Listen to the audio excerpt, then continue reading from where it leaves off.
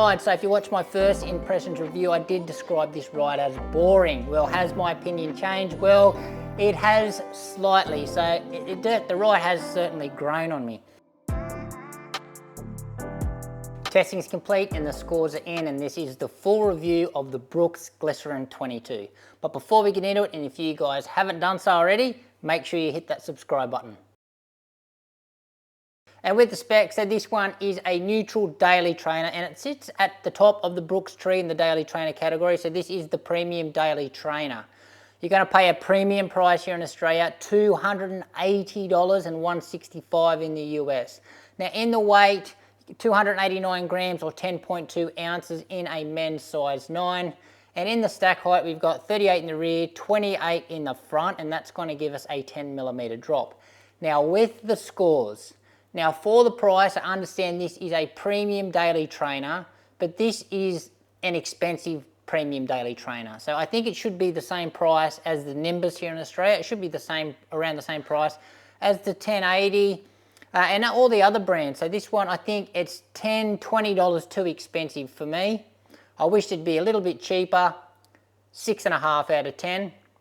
And for the weight, so I know 289 grams doesn't really feel, or doesn't actually look too heavy in the specs department, but for me, it actually feels heavier than what the specs say. It must be just a little bottom heavy. So it doesn't feel all that balanced, 7 out of 10.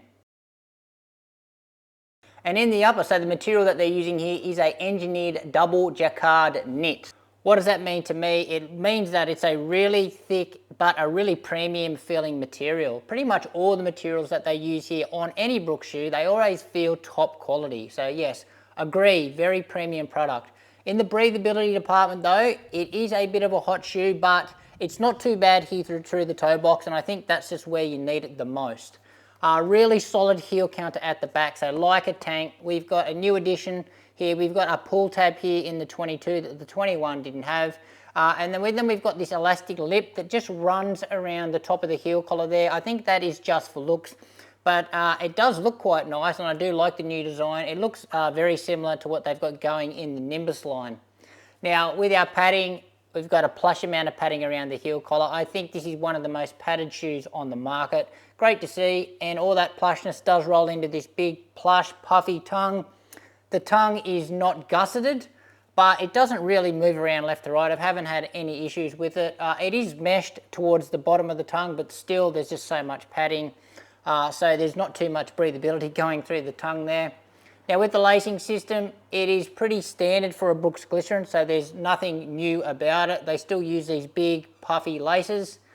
Now for the lockdown, initially I did have some issues with the shoe. It's just because this, it's just got so much padding around the heel collar and on the tongue, and the padding is just not just around the rim of the heel collar, it actually goes right down into the shoe. So it all sort of goes down almost to the bottom of the shoe, and that for me wasn't really locking my heel in at the back. It was just too much padding.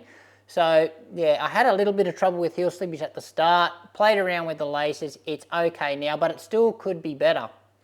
Now in the fit, I'm going to say that I went up half a size because there is just so much padding around the heel collar in the tongue. It pushed my foot forward in the 8.5, and it was just too small around the toe box. So I wanted that extra room, so I went up to the US 9, and I'm very happy I've done so. With that, that's given me a little bit of extra space in the toe box and the volume as well, which I absolutely love. So for me, if you've got that issue with shoes that that there's so much padding and your foot tends to come forward like mine does, I would go half size up. If you usually don't have an issue with that, then true to size is pretty safe in this shoe. Now build quality, Brooks, it's always excellent, top notch, well done here. And the stepping comfort, it's pretty nice as well. Now for the scores, I really like the new look of the Glycerin here. I appreciate the premium materials. It's again a bit of a hot shoe, but there's not really too many complaints about it. I'm quite happy with it, 8.5 out of 10. And in the outsole, so we have got a really thick rubber compound on the bottom of the shoe, and that's just what you'd expect on a daily trainer. So I'm not too sure if it is a new type of rubber in the Glycerin 22, but in the performance area, it does perform differently than the previous version. And also it performs differently to the Glycerin Max or other Brooks shoes as well, because this shoe is actually quite slippery in the wet. And that's about the only drawback that I've got with the outsole of this. I actually like the design. I like the amount of rubber that they've used. I love it how it's not just one piece. I love how it's segmented off. So it still does allow this midsole display, and still allows this shoe just to be a little bit more flexible. So I do appreciate that. But yeah, the big drawback here is just the performance in the wet. But durability wise, the outsole is excellent. I've got over 100 Ks in this already, and it is absolutely showing minimal signs of wear. So there's a little bit here in the heel area. So this is where I usually show my wear, down here to the heel, and then I usually show it right up here on the toe. The toe is pretty much untouched, and I've got, yeah, just small tops, just a small amount of wear there. Scores wise, so apart from the performance in the wet, again, that's about the only drawback I've got, but it is a pretty big drawback because it does limit when you can take this shoe out. 7 out of 10. And in the midsole material that they're using here is their DNA tuned. So they did use that midsole foam, or debuted in the Glycerin Max, and I absolutely love that shoe. Really soft, foamy, spongy shoe. However, the DNA tuned in this shoe is different. So it's definitely a different compound. It's far more dense. It actually feels different to the touch and feels a lot different to run in as well.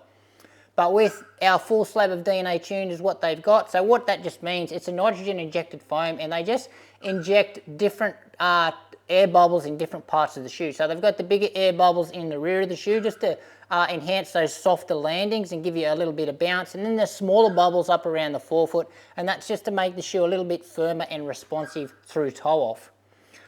There's no plate or anything in this shoe, just one big slab of that DNA tune. So flexibility wise, we've got a pretty flexible shoe here, especially for a pretty sturdy daily trainer, what this is. So yeah, a little bit of play left and right, but yeah, flexible there, or flexible enough, no issues there. Geometry, we've got traditional geometry, I'm going to say. So this is less rocketed than the previous version. It certainly feels more, yeah, certainly more traditional.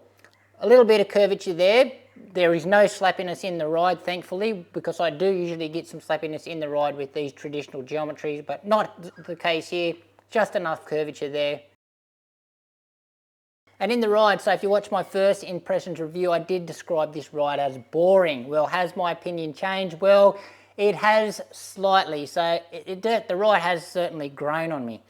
How do I describe it? Well, for me, it's dense, this really dense cushioning. So it's got great shock absorption properties, just like the Glycerin Max, but it does it in a different way. So that Glycerin Max was really soft and foamy and spongy, where this is just really dense. So yes, you do sink into the rear, only the rear of the shoe, a little bit, but as I said, it's just so dense, you don't go too much into it, or my light frame doesn't go into it too much. And then you get a little bit of bounce and a little bit of pop, but you're only getting that out of the rear.